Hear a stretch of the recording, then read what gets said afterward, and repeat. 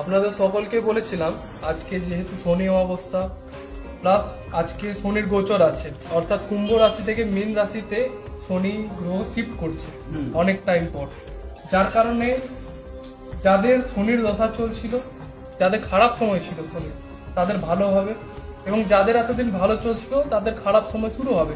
সেই জন্য আজকে বলেছিলাম কালো রঙের কোনো বস্ত্র পরবেন না, সাদা অথবা হলুদ রঙের বস্ত্র পরবেন, এবং বাড়ির বাইরে একটা চারমুখী প্রদীপ জ্বালাবেন, যেটা আপনাদের ফলো করতে বলেছিলাম।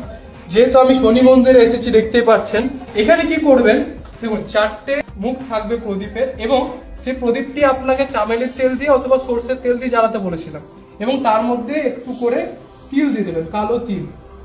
তারপর সেই প্রদীপটিকে জ্বালিয়ে দেবেন, যার কারণে কি হবে, এই যে স্টার্টিংটা হচ্ছে একটা নতুন পর্যায়ে, এই পর্যায়ে আপনি ভালো থাকতে পারবেন। জয় শনি মহারাজের জয়। জয় শনি মহারাজের জয়।